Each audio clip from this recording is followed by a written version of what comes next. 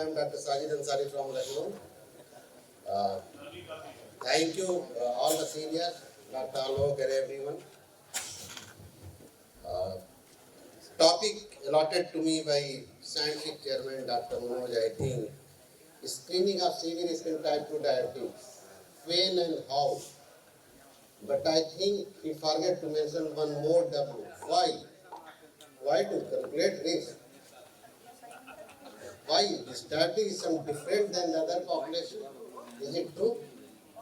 Their vascular endothelium, their cardiomyocyte, their intima medial thickness is different than the others? If it is other, then definitely we need to calculate the SUDs. And very honestly, how much of us, when we are receiving the diabetic patient, we are calculating SUDs in our population, in our clinic, opening the mobile and calculating the risk. This need to evaluate by itself. Anyway, we know the moral story of diabetes. When diagnosed with diabetes, beta cell function is lost.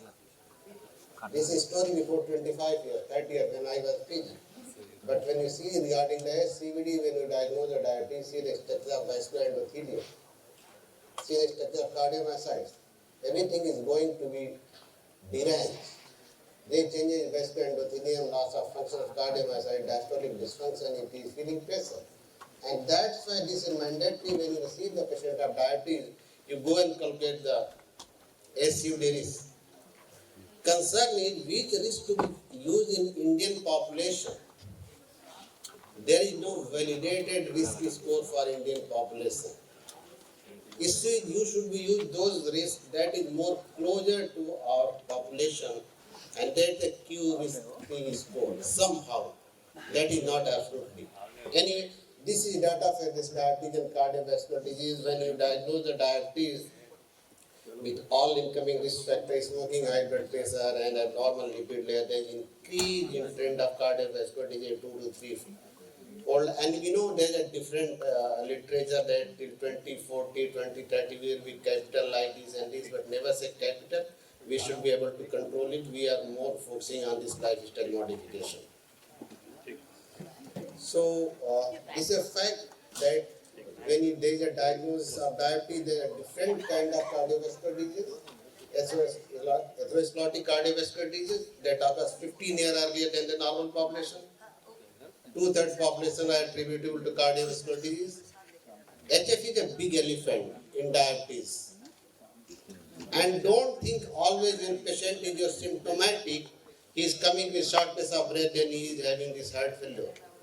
If you see the structurally classification of heart failure by ACC, American College of Cardiology, even the stage A HF is just patient for the risk for the development of heart failure without structural changes in cardiomyocytes or frank LV function.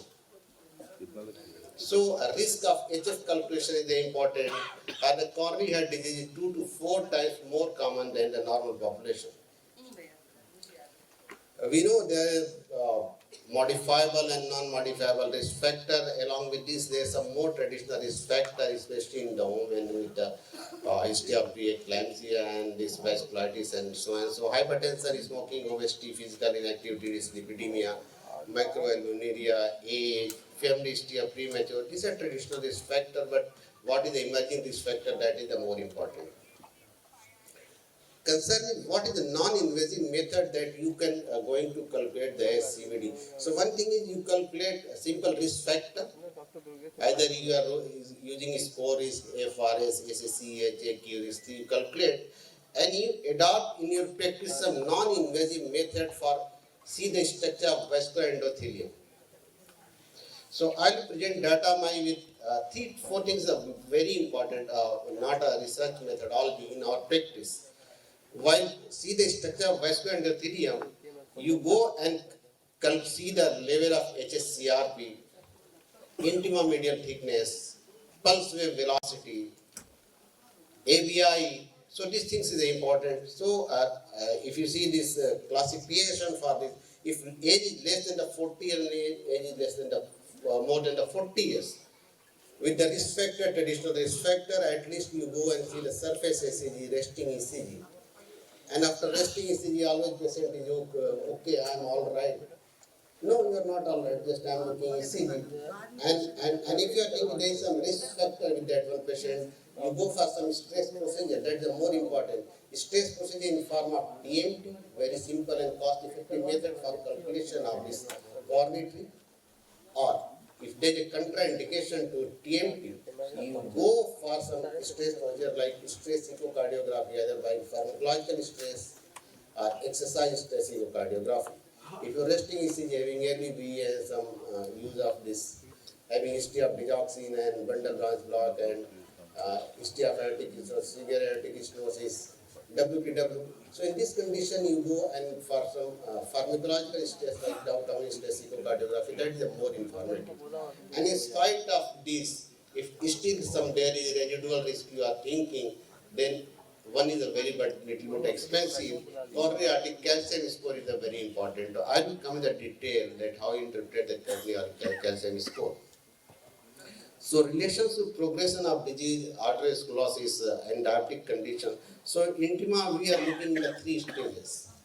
One is vascular endothelial dysfunction. Second one is early stage to pick the atherosclerosis and advanced age. So if our mind setup is that we need to see the early stage of endothelial dysfunction, then you see flow mediated dilation and reactive hyperemic index. Your thought process is going like I am going to see the early changes in intima medial. So you go and see the CIMT, carotid intima-medial thickness. Problem is CIMT, this is observer dependent. Might one observer will say at level of bifurcation if intima-medial thickness is 0.65, another will say it is 0.63, other will say 0.85. This is a big problem with the intima-medial thickness. This is observer dependent. Anyway, you go to expert and ask for the intima-medial thickness. Arterial stiffness you can see by pulse wave velocity, carotid ankle and vascular index, and coronary artery calcification, little bit expensive but very useful. And if your mind processes the advanced stage of atherosclerosis, this need to calcium scoring, CT only one important tools, exercise stress, myocardial perfusion scintigraphy. Usually we are not doing in risk estimation until our target is, in spite of normal epicardial coronary, our thought process is that this patient is having microvascular angina. Then you go for this expensive investigation, SPECT and maybe like this echocardiography, either stress echocardiography by pharmacological or by dogotomy.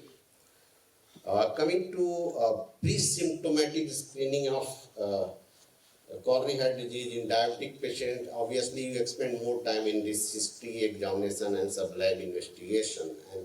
And among the lab investigation, how you proceed for this, you go for the resting ECG, exercise ECG, then some radionucleotide imaging, SPECT, MPI. I think all the audience sitting here, no one is asking in the routine practice, but anyway, this is in the guideline.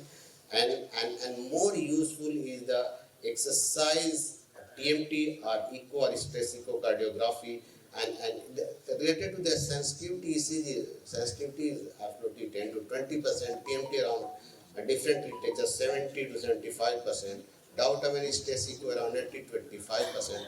This imaging procedure MPI and this is that a little bit more sensitivity but more expensive too.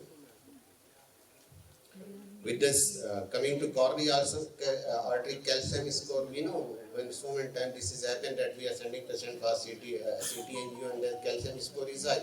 Then coming back from this report that we can't go for this angio because of high calcium score. So calcium score is definitely risk factor, and this is from 0 to 100, 100 to 400, more than the 400, more than the 400 is having severe coronary artery calcification. That's a very important risk factors. There is a role of CMR is a very, emerging mode of investigation. Cardiac MRI, especially you want to see the myocardial vasculature and something if your diagnosis is going towards the hypertrophic cardiomyopathy or non-obstructive causes of CAD. When you have seen here this TMT is positive and epicardial coronary is normal, then what to do? What is next? CMR is, suppose your patient has a severe concentric hypertrophy and you want to see this LVOT obstruction and this ventricular myocyte, then CMR is investigation.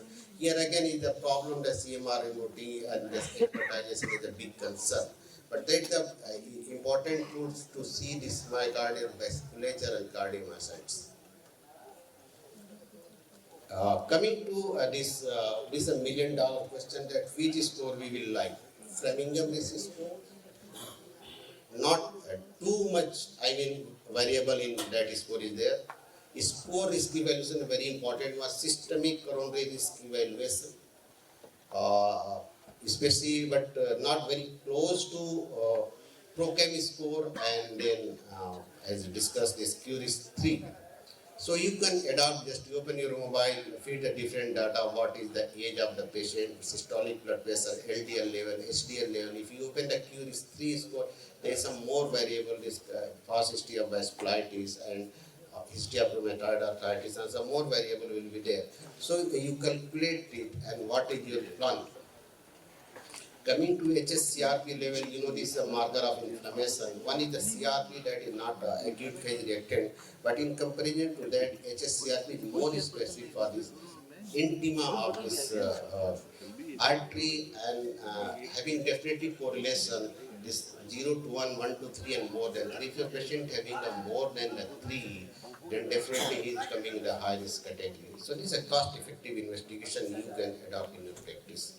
Lipoprotein, definitely one important risk factor. So usually in the lipid profile lab, people not doing this lipoprotein, but you ask this lipoprotein, independent risk factor for coronary heart disease, cardiovascular disease. A lipoprotein more 30 milligram is defined as a strong independent predictor of cardiovascular disease. 3 studies of targeting type 2 diabetic patient also found a positive correlation of lipoprotein with future cardiovascular disease.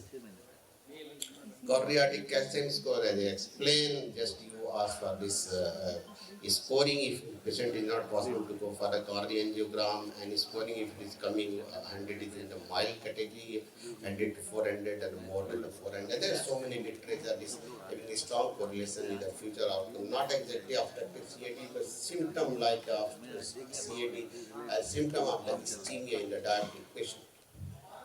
Intima medial thickness is a very independent important risk factor, and so CMT is a significant predictor of cardiovascular disease beyond this Framingham disease score in asymptomatic diabetic patient. Different guideline, we know ESC, AD, and this ESC guideline is if your patient is having this very high severity with the type 2 diabetes, clinically having this established ASCVD with severe target organ damage, 10-year cardiovascular disease risk more than 20% using score risk evaluation for the diabetes. So, if you are using the ASCVD risk and you are going to calculate, score is literally more close to estimation of coronary artery disease, because so if it is less than 5%, 5 to 10%, 10 to 20%, more than 20%, the grading is coming like low, moderate, high, and a very high risk category. Then other category for this type 2 diabetes by SC guideline.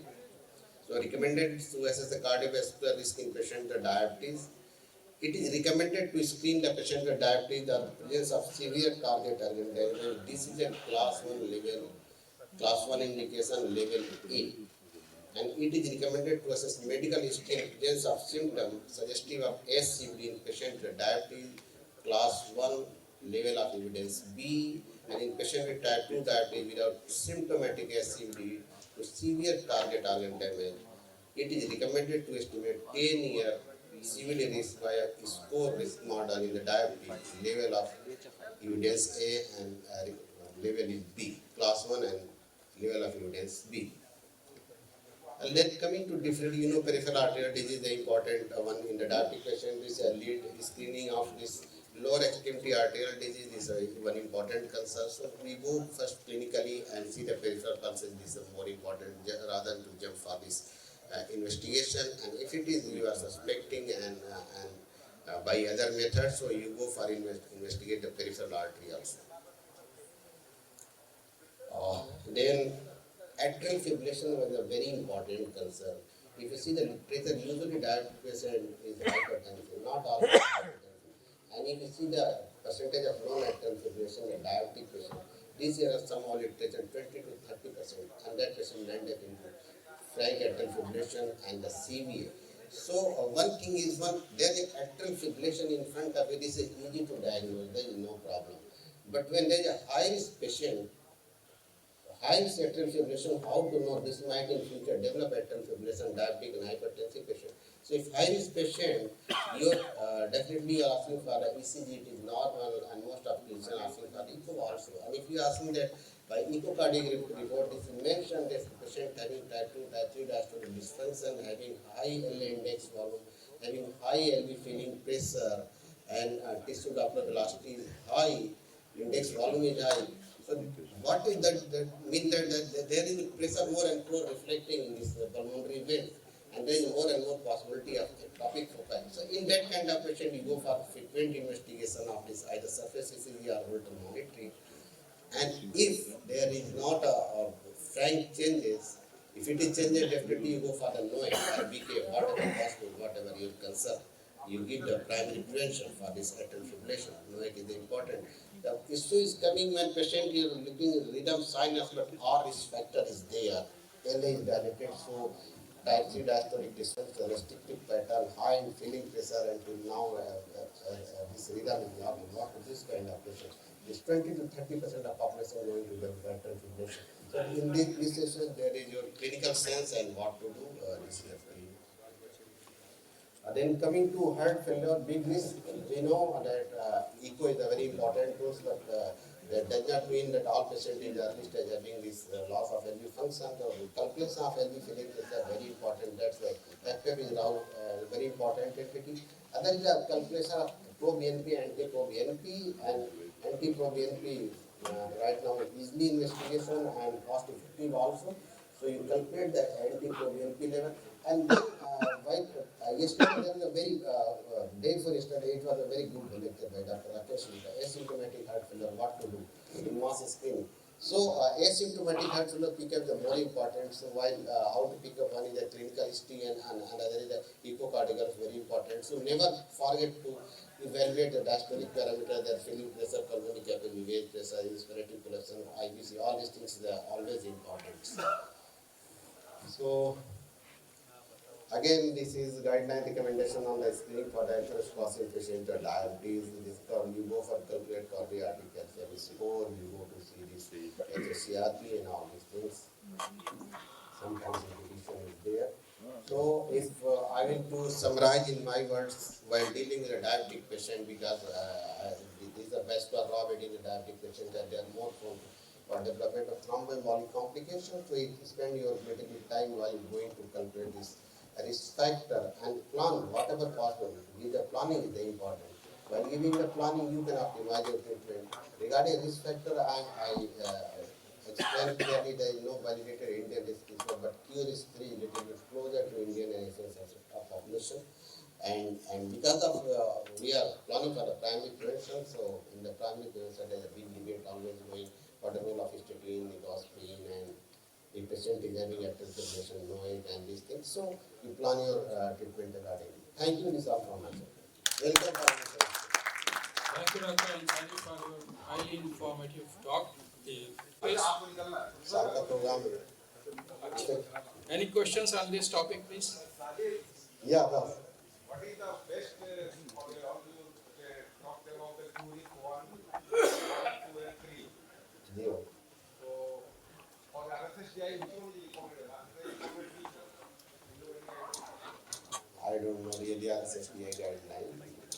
But anyway, I think it is your Curic 2, but you are talking about the Curic 3. Yes. Are you using it in your clinical practice? Yes, I am using because they added some more features, especially that is used for female vasculitis and that. My experience is that most of us know it, but we are not using it in our clinical practice. So how to improve this compliance? Just adopting in our clinical practice.